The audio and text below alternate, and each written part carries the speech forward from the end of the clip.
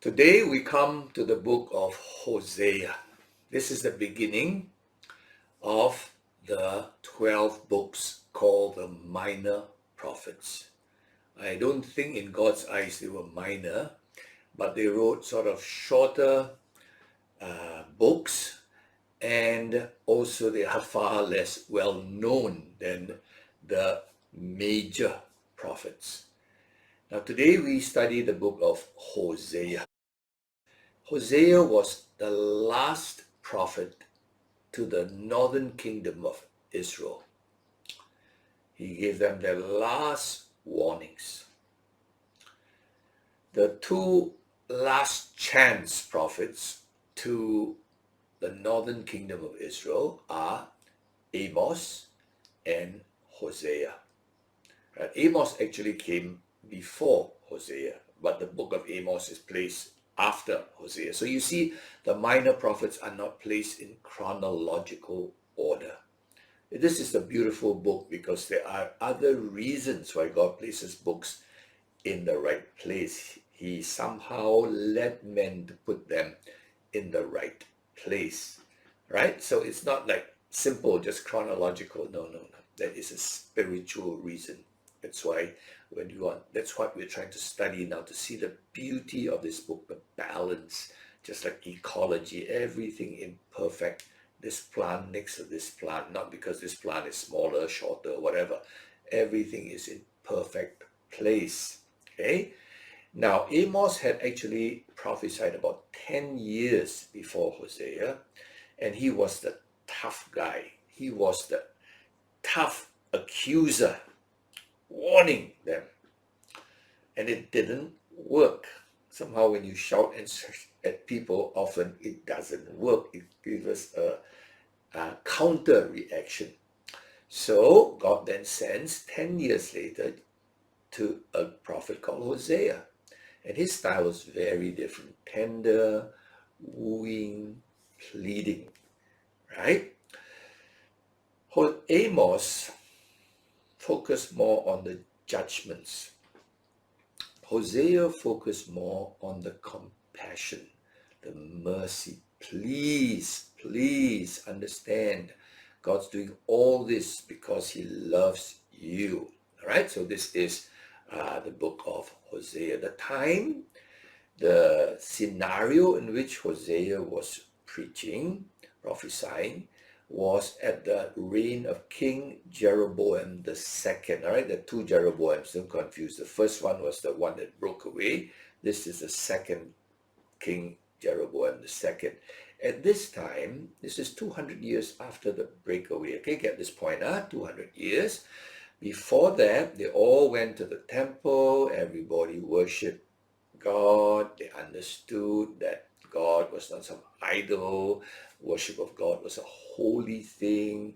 But after they broke away, 200 years before Hosea, the King Jeroboam the first decided that to prevent his people from being tempted to go to the other kingdom, the southern kingdom, because they wanted to worship God in the tabernacle, the right worship, with the right kind of priest. To prevent that, Jeroboam made two golden calves, placed one at the southern end of his kingdom and one at the northern end, so that it would be convenient for his people, the Israelites, the northern 10 tribes, to go and worship either the one in the north nearer them, or if they're nearer the one in the south, they go to the golden calf in the south.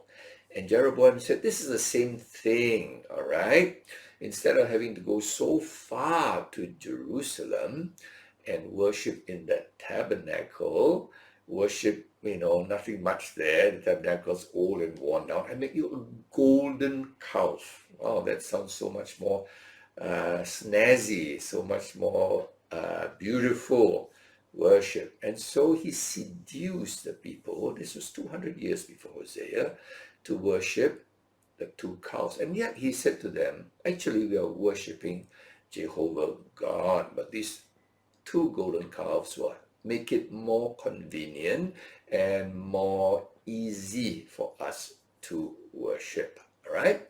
So at the beginning, the people still saw themselves as loyal to Jehovah, but for convenience, going to the golden calves to worship. Jeroboam also appointed priests, nothing to do with the priest God appointed, the line of Aaron, but he just appointed whoever wanted to be a priest. It's an easy job, don't need much skill. And so the priest of his golden calf worship was just rubbish people who didn't know anything about God. So in the beginning, there was a semblance of them worshipping Jehovah God, but bowing to the golden calves. But after 200 years, they actually even forgot about God at all. The laws of God were totally forgotten. The priests had no clue what the covenant with God was that was given at Mount Sinai. All right?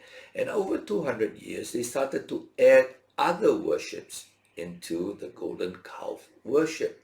The worship of Baal or Baal, B-A-A-L, which I've said many times is basically a fertility god. And they worship Baal by having sex in the temple because they believe that by having sex produces fertility in humans. It will also produce through their Baal god fertility in their fields, so make them rich and prosperous. And so at this time, by the time of Hosea, the people of Israel were in name Israelites, worshipping Jehovah God. In reality, had no idea who this God was, no clue. The priests and the people had no clue, but they still said, we are Israelites, right? But they worship a golden idol and basically a fertility god, a god of health and wealth, all right? So does that sound somewhat familiar to you now? 10 tribes now calling themselves Israelites, worshipping not God, another God, but claim they were worshipping Jehovah God, right? Now, this is what today I would call nominal Christians. And nominal Christians are the majority of Christians, inverted commas, in the world today. They call themselves Christians. They could be in Europe, they could be in America, they could be in the Philippines, whatever, South America, and they say, we worship Jehovah God, the God of the Bible. But they have never opened a page of the Bible. They have no understanding of the Bible, right?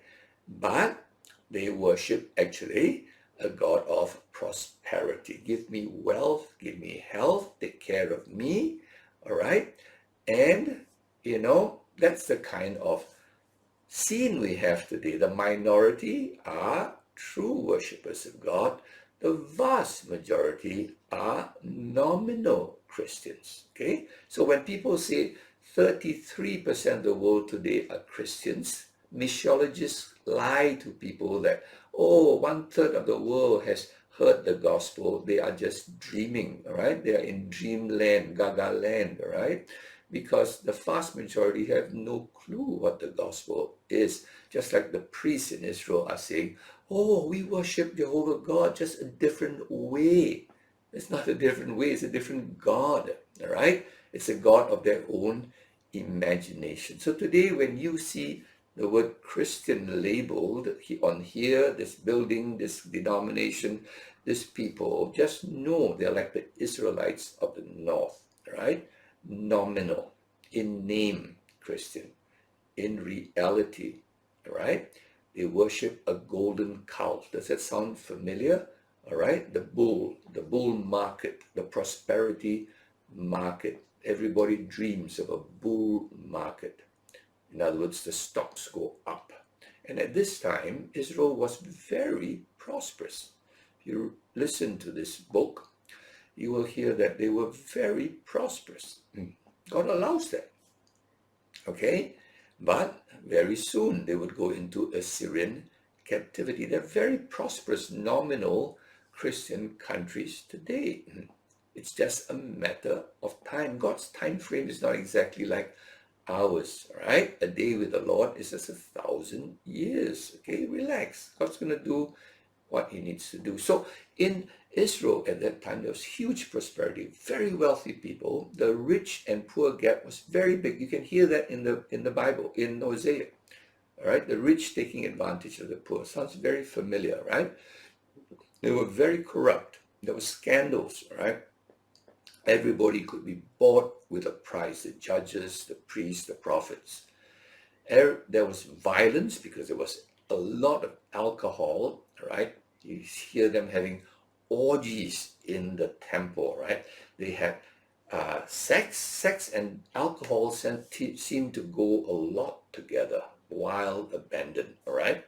And so there was sex, there was alcoholism, and of course, with alcoholism, there was violence, all right? And so the whole culture was money crazy, power mad, and sex crazy. It does sound a little bit or a lot like the world we live in today, including and especially in the so-called Christian world. Sad to say, the non-Christian world is not so power mad, so money crazy, and sex obsessed as the so-called Christian world. And yet God allowed that to go on for a while, of course, just for a while. I hope you get the scenario. So Hosea was sent at this time to warn. He's a prophet for us, actually, to warn who the Christians, nominal Christians, who just believe that they are worshiping God. Now, the book is very difficult for you and me to read because it's just a collection of 25 years of Hosea's prophecies. And 99%, I think, almost that, of all the prophecies are in poetry. And for someone like me, and I think a lot of you hearers, Hebrew poetry is not something we digest easily. It's kind of strange to us, right? I'm not a poetic person. Even English poetry or any other language poetry, I struggle. Okay, I'm a Greek scholar in the sense of I'm more intellectual than feelings. That's the way we were educated. We were told, don't get too emotional. All right? We're always told that the wise guy, whether you are Chinese, Confucian background, or a Western educated guy, our main thing is our intellect. This is the supreme thing. The heart is always put down. Poetry is more about feelings, expressions. And so we struggle. Honestly, I struggle to read the book of Hosea. Before I taught this, I went through it about 4 times, all right? And I find that for this kind, if you don't have a poetic instinct, you don't have a lot of understanding of terms used in poetry, I would suggest you listen, can I repeat that? Listen to the audio version of Hosea in the Message. The Message is not a literal translation, it is a paraphrase. It gets the mood and the feeling. So start with feeling, get the feel first. And then if you want to switch then to ESV or whatever version you like, please go ahead, all right? But get the feel first. Otherwise, if you jump straight to reading Hebrew poetry, you might get pretty discouraged, pretty lost in it, all right? May I just encourage you. I know many of you are very, very resistant to listening to the Word of God because you've been indoctrinated that studying must only be with the eyes, right? The heart must be put aside and only the head comes into play, right? Now, I'm afraid that doesn't help us with the Bible because so much of the Bible is in poetry. Every time God expresses feelings, he uses poetry. God wants to teach facts, he uses prose or narration. All right? So please understand where I'm coming from. Don't think I'm anti-intellectual, all right? I believe that there is a place for using the head, there's a place for using the heart. Now, the name of Hosea, his name simply means salvation.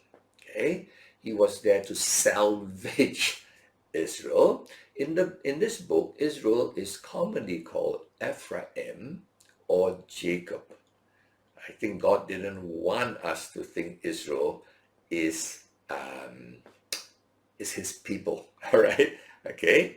And so he uses the word Ephraim, one of the tribes, one of the major tribes, or Jacob, okay? Because Jacob was, all right, so you can understand that Jacob was the father of it. But the word Israel tends to be more like people, when you think of Israel, you think God's people, all right? Ephraim, you think maybe the offshoot of God's people, okay?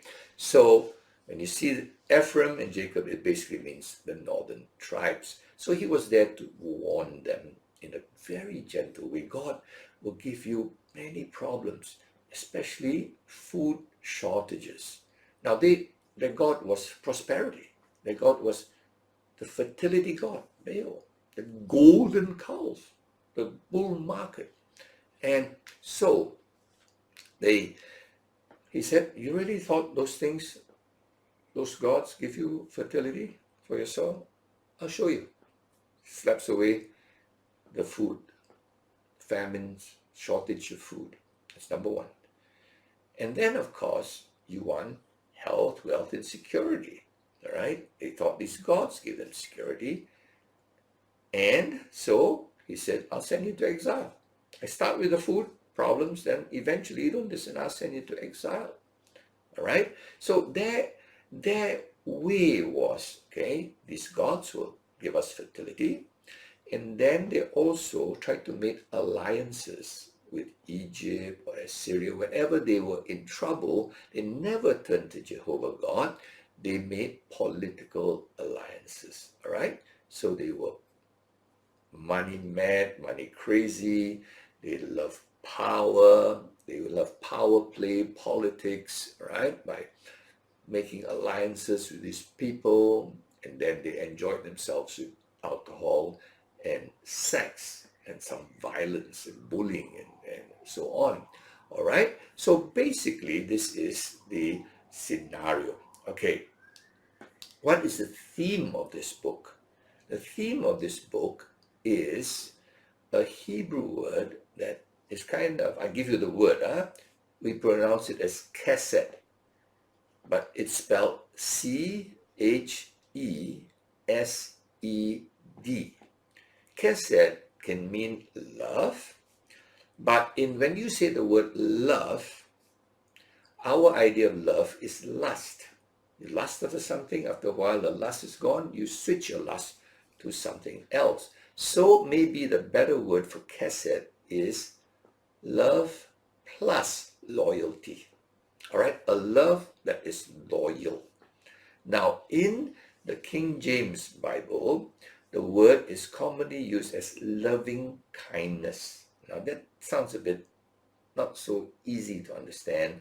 In other Bibles, it is often used, the word is steadfast love. I think that's easier. Love that is steady, lasting, loyal, right? So it is actually the theme of this book that God's love is not purely lust for a moment, emotion for a moment, but it is a steadfast love. Even when he punishes, the love is still there, all right? And he will never abandon, never. You see, Israel should have, or Jacob or Ephraim should have been divorced by God long ago. I mean, they had just rejected God. They just used his name. Imagine a woman carrying your name, married to you, Mrs. Paul Choo, for example, but she's not loyal to you. Can you imagine how you would feel? It's horrible, all right? It's the most terrible feeling, okay? So let's look at Hosea chapter 2, verse 19 and verse 20. All right, I'm using the ESV version, English Standard Version. And I will betroth you to me forever. That's a very strange word nowadays. We don't use that word. All right, we use the word marry, but the problem with marry is that you can divorce, right? I will betroth you to me in righteousness and in justice, right? And in steadfast love and mercy. I like that word there. I will betroth you to me in faithfulness, and you shall know the Lord. Hebrews 2, 19 to 20. Note the word steadfast love. To betroth, right? To be given to be wife, to be loyal. Okay? So I hope you see the theme of this book is steadfast love, righteousness, injustice, not just pure feelings, but it's a righteous love. Okay? There is more than just the feeling of love. Today, when you use the word love, it's purely a feeling. There is no loyalty, there's no righteousness, there's no justice in it. All right? It's just a feeling, period. Okay? Now, I hope you understand the marriage bond, okay, is a symbol of this. That's why when I conduct a marriage, or any pastor who conducts a marriage, would usually, as part of the vow, say something to this effect. Do you take such and such to be a lawful wedded wife or lawful wedded husband, to love, to obey, to cherish, in sickness or in health, in poverty or in riches, for better or for worse, till death do us part.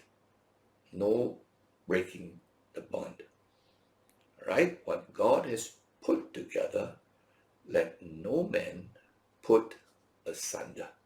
That's almost a standard for me anyway. Nowadays, people modify this vow, right? But that's the picture of a steadfast love, for better, for worse, in sickness or in health, in poverty or in riches, till death do us part. For God's love till eternity. All right? Because it's forever. All right? So, you see here, God looks at Israel as his wife, and he looks at the church as his wife. Let's look at Israel first, right? We're still in the Old Testament. He rescued them. He rescued his bride from Egypt, okay, with blood. Passover. Parts the Red Sea, brings them to Mount Sinai. At Mount Sinai, there's a covenant between God and Israel. That's a marriage ceremony. You see the word, I have taught this before in Exodus chapter 20, I will, at Mount Sinai. I will be your God, you will be my people. I will be your husband, you'll be my wife. I hope you see that. In part of the marriage ceremony, one, do you take such and such to be a lawful wedded wife? And the man says, I will. Do you take your such and such to be a lawful wedded husband? The woman says, I will. That's I will. I make a covenant, right? To be loyal and steadfast. Okay? So we see here, Israel now has a marriage covenant with God at Mount Sinai. Then God brings them to the promised land. It's like my home, marriage home. And God gives this bride, Israel, everything she needs. It's a land of milk and honey. As long as she obeys him and be a good wife, she's going to be blessed in the land. That's God's promise. But when she disobeys and becomes disloyal, then she's going to get into a lot of problems, because it's not just love, it's love and righteousness and justice, right? It's only right. You made a vow to me. How can you run to other gods? But Israel began to worship golden calf, Baal, right? And that is what we call spiritual adultery. Their spiritual husband is God. They covenanted to be loyal to God. But then they quietly sneak off to the golden calf and say, no, I'm still your wife. Don't worry about that. And then they go and worship the golden calf. They go and have worship in Baal temples, Baal temples, and then they still want the blessing of the God, their husband. So God says, no, I'm not going to do that. And so he punishes his wife, Israel, by famine, by many all kinds of problems, by other invasions of their neighborings coming in. And finally, he punishes them by sending them into exile. Not divorce, separation. All right? Because God cannot divorce. It's a picture of marriage, for better, for worse. Right? What God has put asunder, let no man, or put together, let no man put asunder. Not possible to divorce. Israel rejected God. Israel turned away from God. God never turns away from Israel, right to the end. In fact, in the book of Hosea and all the prophecy books, you'll see God say, return, return, and one day you will be my people. All right? So this is I will give you a new heart, and you will be my people forever. Okay, so I hope you see the whole picture. Okay, this is a marriage scene. Now, the book of Hosea starts in a very strange way. God tells his prophet, the one's going to represent him, go marry a prostitute. Imagine that. My goodness, if you were to teach that and say the word prostitute even in the pulpit today, I will get all kinds of text messages. Pastor, you shouldn't use the pulpit for such words. All right? I'm sorry, the Bible uses quite horrible words. That's why in the Sunday school, we cannot teach books like Hosea and many of the books of the Bible. We can't. We don't understand. God does call things as they are. But the pulpit has been so sanitized, so scholarly, so neat and tidy, all right? These things do trouble 90% of Christians who have never read the Bible through and through. Now, some of the words here are horrible words. You would not use those words even at a dinner table, let alone a pulpit. But God uses them, all right? He tells Hosea, you're going to be my prophet. I want you to marry a prostitute, all right? And this prostitute is going to be a terrible woman. And so Hosea marries this prostitute, right? And then that is in chapter 1, and he has 3 kids by this prostitute. Now, I know the first 2 may be his kid, his actual kid. The third may already be a kid of adultery. Very likely. The first kid, his name is called Jezreel, right? He is a rebellious kid. Okay, it's a picture of Israel rebelling. The second one, the daughter, is called in Hebrew, the Hebrew word, I won't bother you with it. Her name means no mercy, not pitied. Okay, God's gonna, you want to rebel? I'm gonna not pity you. I'm gonna send famine and neighbors to come and attack you mercilessly. The third kid was called not mine, not my people. Ouch! This was exile. Go into exile. You're no more mine. Go. Separated. You don't want me? Go.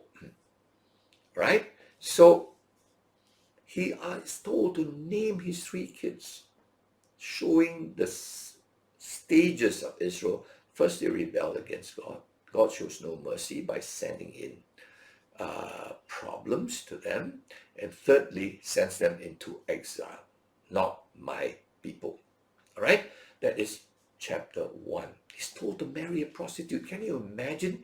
The prophets had to go through what we call prophetic symbolisms in their life. Jeremiah was not allowed to marry at all. That's very strange to the people, I mean, it's so strange to any man, right? Why? Because God was wanting Jeremiah to feel what it's like to have no wife. Israel, God loved Israel, but Israel did not love him. He was like without a wife. Okay? So when people began to see Hosea, you tell them, you have done this to God. You turn away from God. It doesn't mean a thing to people. But when they see Hosea, the man of God, has a wife, and he married this terrible wife. Like, you mean we are like that to God? Terrible like this woman? You mean we are adulterous? We are prostitutes by instinct, always running after others? It became to strike home as it is when you see it in real life, right? You feel it. Imagine a man marrying a prostitute, and he knows his wife is always trying to run away to other lovers. Wow, it's a horrible feeling. You said, I feel so sorry for that guy. His wife is like that. If I hear a story like that, especially if he's a good guy, now when you hear that and think that's God, and us, you and me, my friend, listeners, us, we always turn away from God. And then in chapter 2, you know what? After the 3 kids, she leaves. She leaves for her lovers. Literally leaves. Because the lovers can give her, maybe pamper her with nice things, and she has more fun rather than being at home, locked at home with all these chores and responsibilities. A lot of Christians feel that way. With God, I cannot do this, I cannot do that, I can't be like my friends having partying and going crazy, and so she left. And you say, well, I mean, if she really has to go, go. I mean, you and I probably say, you mean your wife's like that? Just go, let her go. She doesn't want you, let her go. But chapter 3, God says to Hosea, go and get her back. Now she had been abandoned by her lovers. She had partied with them, and she probably got older and uglier and, become diseased or whatever. And nobody wants her anymore. And God tells Hosea, go and buy her back. She probably sold herself to brothel keeper or whatever. I don't know. He had to pay for her 15 shekels of silver to buy back, like buying a slave that is sold to someone owner and buy the slave back. Chapter 3. God said, Hosea, go and buy her back. She abandoned you. She abandoned your kids. She just left you, embarrass you, shame you, your name, everything, but go, please woo her back. And he did that. And people are like, oh my goodness, the prophet took her back? What kind of man is that? Unbelievable. How can you love a woman like that? People were actually seeing the love of God in Hosea. I hope when you listen to this story, you see the love of God in Hosea. You're not listening to a story about Hosea. The whole Bible is not about people. It's not about Joseph. Sunday school is all about the character of this guy, the character of this guy, character studies. It's God's study. Get it clear in our head. I'm emphasizing this point over, and I sound like a nagger because I feel that we need to understand. This is Hosea's whole life, was to demonstrate who God is. So he woos her back. All right? Chapter 4 to chapter 11 is a whole bunch of warnings. And then chapter 12 to chapter 14 again is a bunch of warnings. Please don't do this. Please don't do this. Imagine his wife comes back and he keeps telling her, please don't run away again. If you do it, I have to punish you again. All right? Okay? That's the picture. Understand that, right? I know you struggle to understand God's feelings.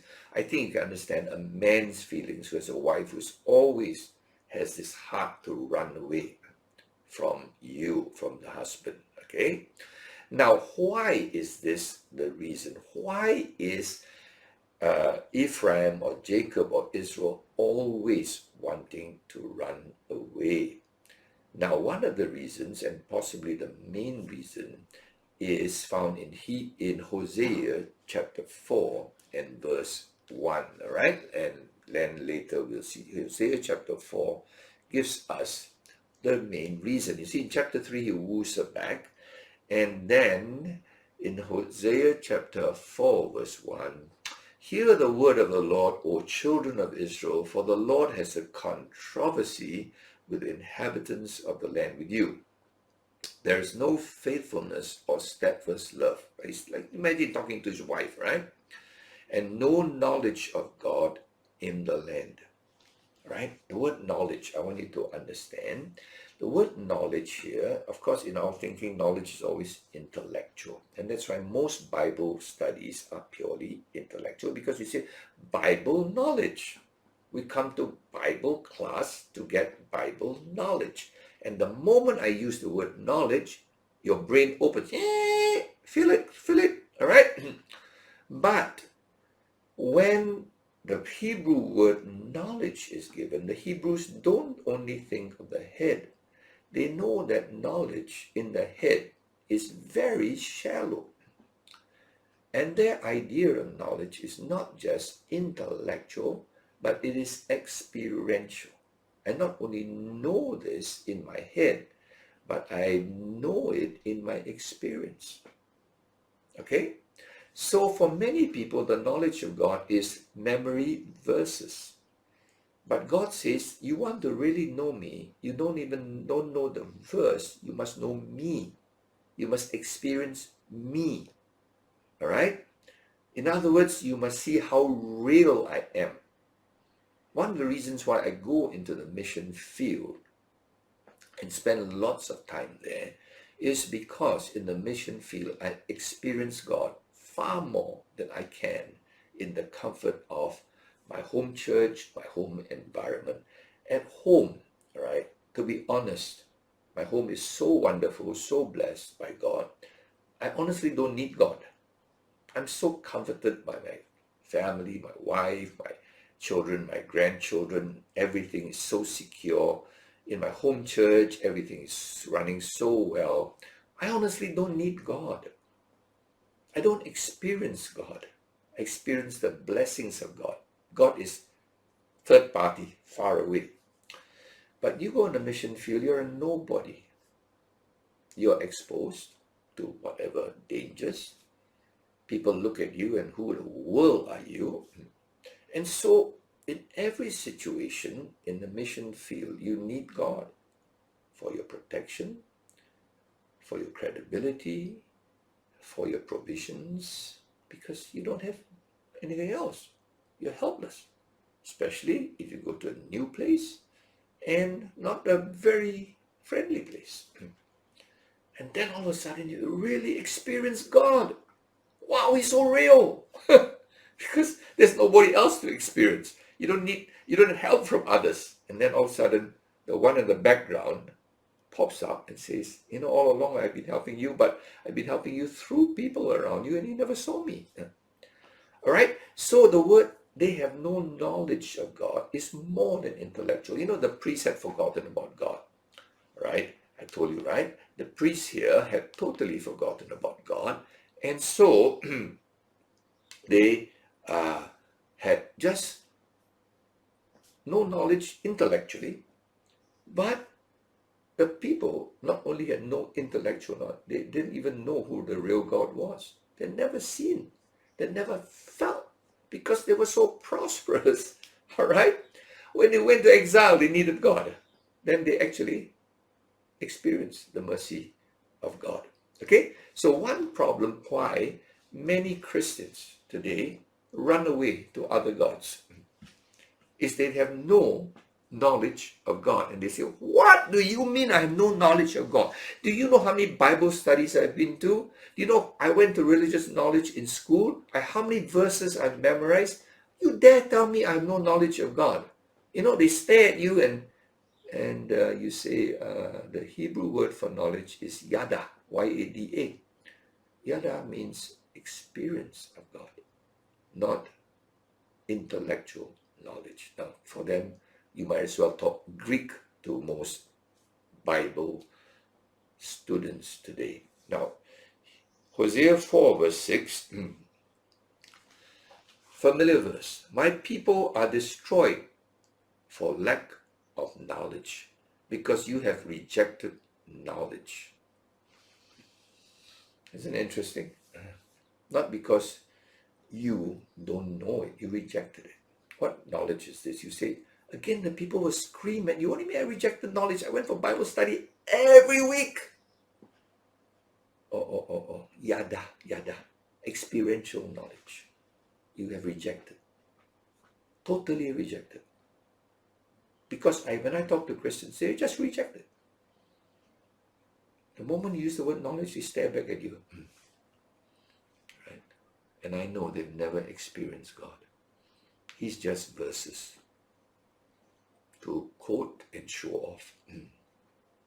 Have they really seen that verse in reality in their life? Answer, no.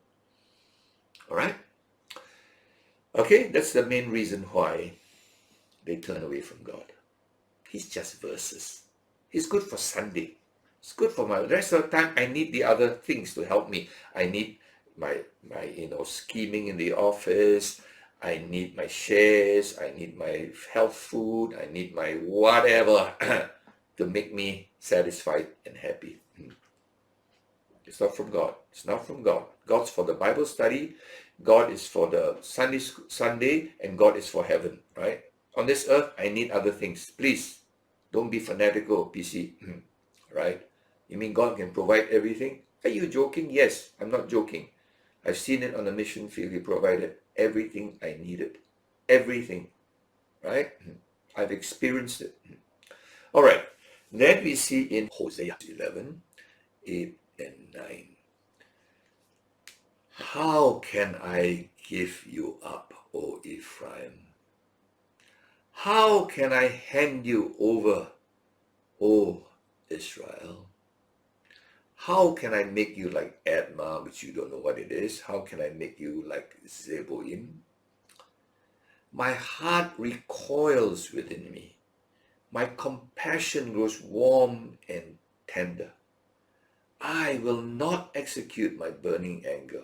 I will not again destroy Ephraim, for I am God and not a man, the Holy One in your midst, and I will not come in wrath.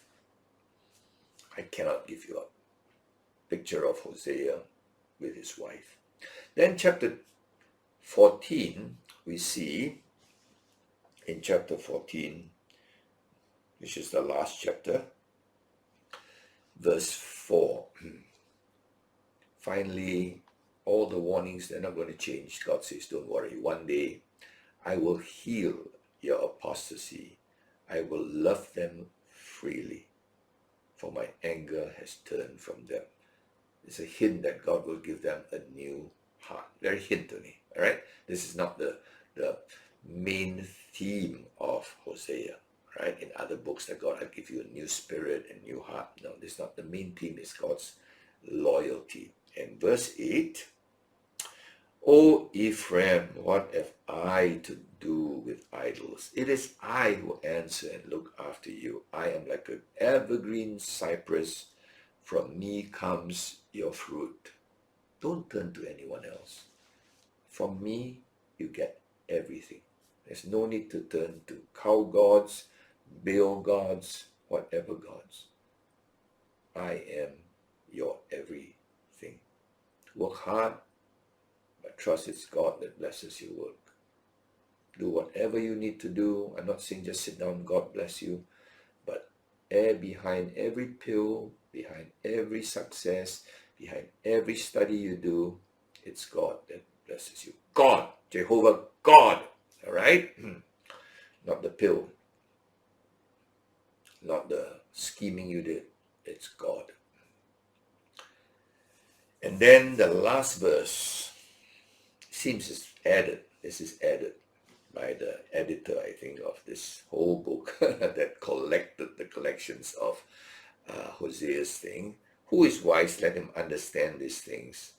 Who is discerning? Let him know them. This is the last verse.